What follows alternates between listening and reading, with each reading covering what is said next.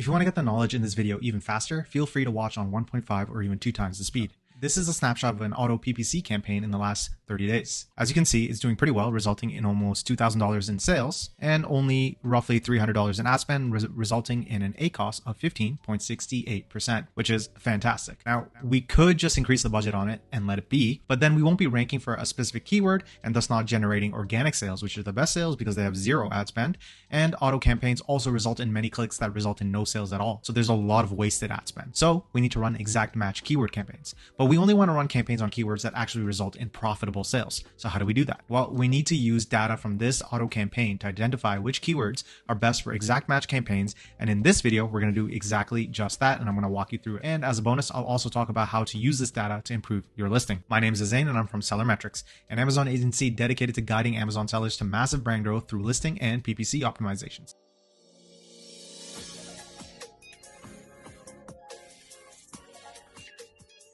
So in this video, what we're going to cover is identifying converting keywords or placements, avoiding unprofitable keywords, customer-specific campaigns to run, and as a bonus, improving the listing with the same data. So first of all, let's talk about identifying converting keywords. So first, identifying highly converting keywords and placements. This is fairly straightforward. We want to go into the customer search terms and basically identify which ones resulted in the sales. Now, I have a high ticket sales item in the range of $500 to $600. It's a projector with a screen. And with an item like this, I do expect it to take more clicks to get a sale, as it's not exactly a fast purchase with a ticket price like that. So with that said, let's get in here. So this is the campaign dashboard, and I'm going to click the ad group and I'm going to open up this page, and then we're going to go to search terms and it'll load. And this is the customer search terms, meaning this is what customers are actually looking up. So they're going to Amazon.com and typing in 100-inch projection screen or anything else that's listed here, or they're seeing my product show up on another listing, such as this brand Elite Screens Manual Series. And the Amazon algorithm basically says that, hey, you might want to look at my product instead of this one on their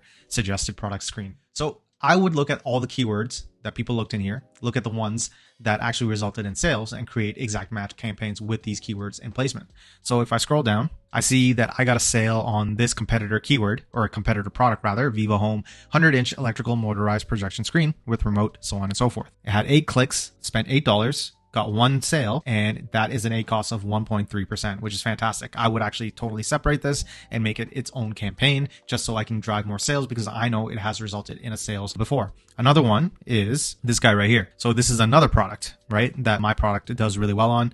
It had a 1 click and resulted in 1 sale with an ACOS of 0.09%. So these are the 2 products that I would run exact match placements on to drive sales. Now, it's not in this data. However, in the previous 30 days, this keyword right here, projection screen, it had 4 clicks. It also resulted in 1 sale. This is something else I would actually make an exact match keyword on, because it's an exact description of my product. So it's an excellent keyword to rank for and eventually get organic sales. So with your products, run your auto campaigns for 3 to 4 weeks to collect this kind of information.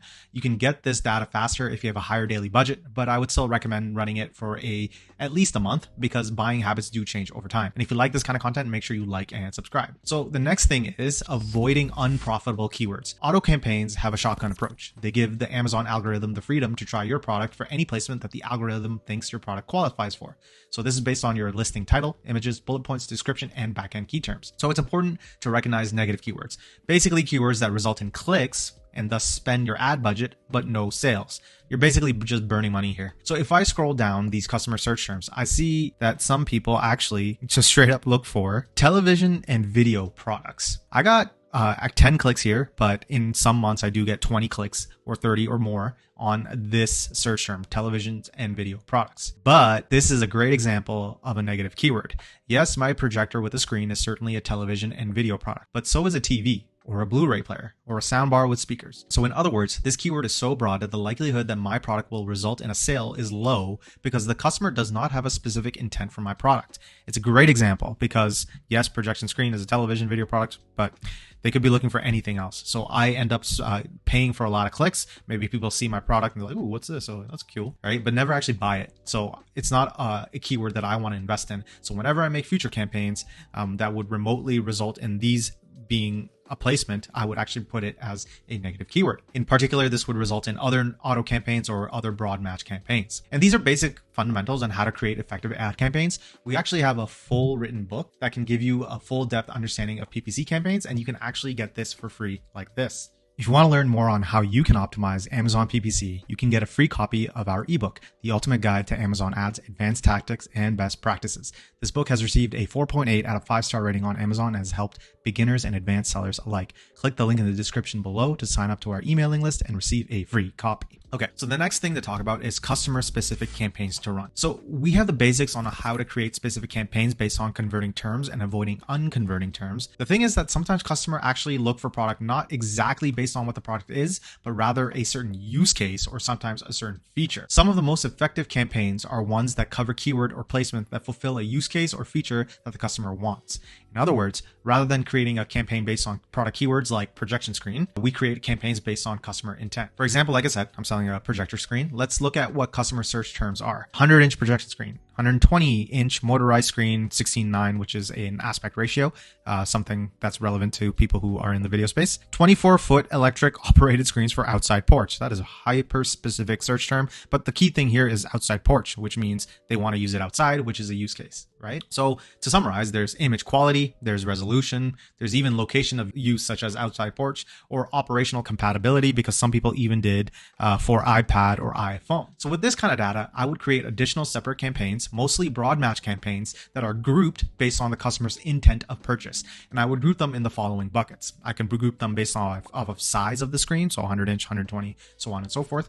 Resolution quality, which is 4K, or 120 hertz, which is frequency, but effectively the same grouping as image quality. Location of use, so outside porch, so I could say perfect for garage screening or a outside porch screening, or I could even say something like man cave or basement theater room, something like that, right? Location of use. And compatibility, good for iPad, iPhone, Android phone, so on and so forth. Or I could say even Chromecast, that's it. I could say compatible with Chromecast. So all these things are really important because the customer not only looks for specific products, but rather features or intended use case. All of that information that we just went through, the size, resolution, and so on and so forth, gives you so much data that you can actually take this information back and improve your listing. But before we get into that, if you want this kind of help to scale yourself to the next level, check us out here. If you're an Amazon seller that wants to grow your Amazon profits, schedule a discovery call in the link below. We are an Amazon agency that helps our clients grow their revenue and their profits and optimize their PPC. Okay, so as promised, there is a bonus on how to use this data to improve your listing. So this data is incredibly important for us to understand how to improve our listing. If you notice that the customers are searching for features or use cases that your product can fulfill, then you must ensure that your title or listing has it somewhere. For example, this search term right here, outside porch.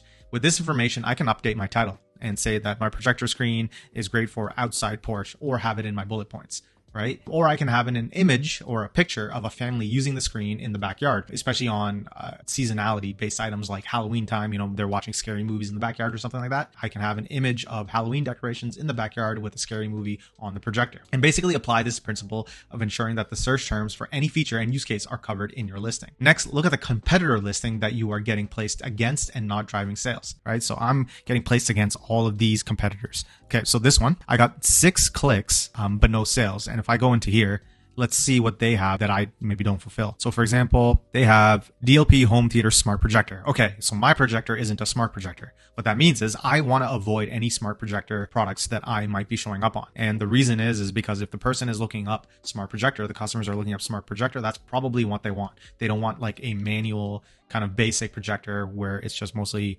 screening or capturing, not, or if I do have a smart projector, maybe I haven't, made that clear in my listing. It's saying that it's a smart projector, or haven't shown it in my product. So it's another great example of how you can use your data to improve your campaigns and your listing. You must consider their main hero image. Maybe people find this hero image better than mine. Maybe their description, I read their description. Is it more clear and concise about what they're providing? Is it their images, the rest of their images? Is it their price? So on and so forth. If the price is an issue, let's say, for example, this price is $719, $810, or wow, these are pretty expensive. They're more expensive than mine. Typically, lower pricing results in better sales, but it might be that my offering isn't good in the sense that what it comes with or what it does not match the price properly, so on and so forth, right? So these are all the ways that you can use this data to improve your listing and how you can compete against your competition much better. So anyways, guys, I hope that was helpful. That's it for this video. Until next time, happy selling.